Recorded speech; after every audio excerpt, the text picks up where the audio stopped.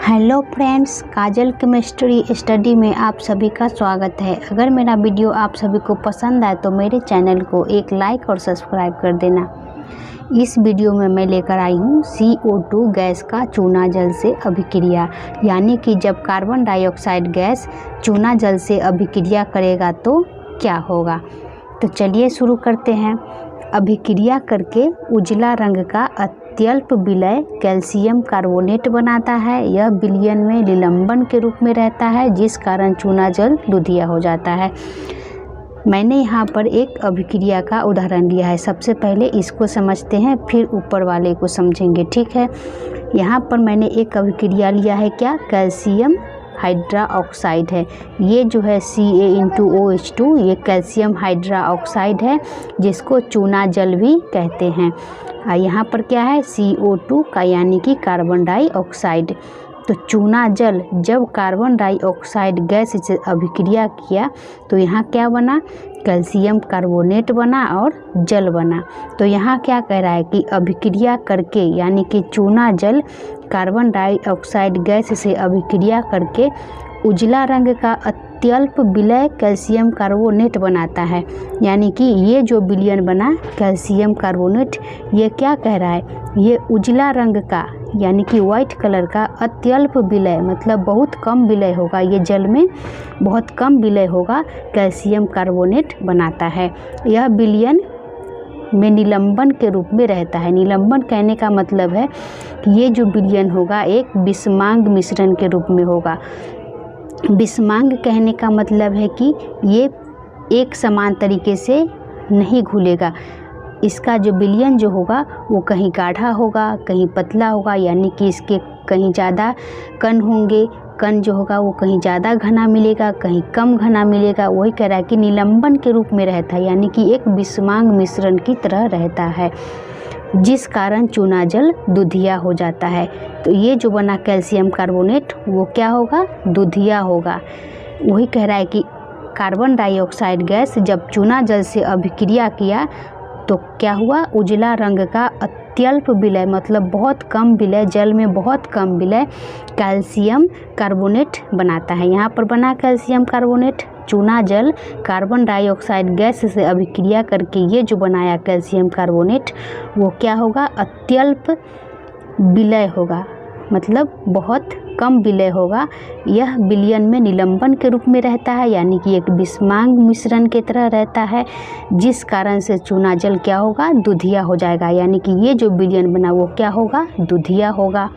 अगला टॉपिक क्या है, कैल्शियम कार्बोनेट कार्बन डाइऑक्साइड की अधिक मात्रा से अभिक्रिया करके कैल्शियम बाइकार्बोनेट बनाता है, जो जल में विलय है। कह रहा है कि ये जो बना कैल्शियम कार्बोनेट ये तो दूधिया है। कह रहा है कि इसमें जब हम और अधिक कार्बन डाइऑक्साइड देते जाएंगे तो ये जो कैल्शियम कार्बोनेट था वो कैल्शियम बाइकार्बोनेट में बदल जाएगा, जो कि रंगहीन होगा, यानी कि उसका कोई रंग नहीं होगा। यहाँ कैल्शियम कार्बोनेट क्या था, वाइट कलर था, यानी कि दूधिया था।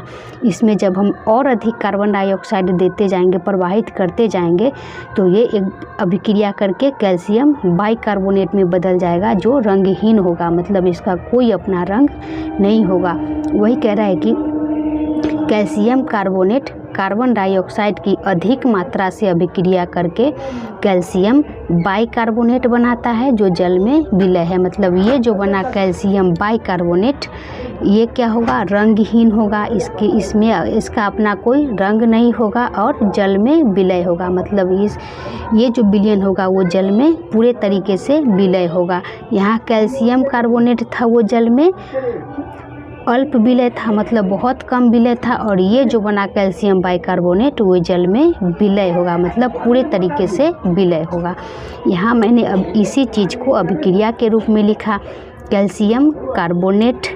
यहाँ पर चूना जल कार्बन डाइऑक्साइड से अभिक्रिया करके कैल्शियम कार्बोनेट बनाया, कैल्शियम कार्बोनेट बनाया, और जल है तो जल यहाँ पर कह रहा है कि इसमें और अधिक कार्बन डाइऑक्साइड प्रवाहित करने पर, यहाँ कार्बन डाइऑक्साइड, इसमें और अधिक कार्बन डाइऑक्साइड प्रवाहित होगा तो ये कैल्शियम बाइकार्बोनेट में बदल जाएगा, ये अभिक्रिया का रूप हो जाएगा। आगे है, इस विलयन को गर्म करने पर इसका रंग पुनः दूधिया हो जाता है।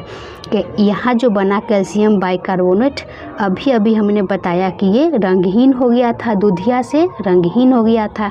ये कैल्शियम कार्बोनेट दूधिया था और ये रंगहीन हो गया। कह रहा है कि इसको जब हम गर्म कर देंगे तो ये फिर से दूधिया हो जाएगा, मतलब फिर से अपने रूप में हो जाएगा। क्यों हो जाएगा?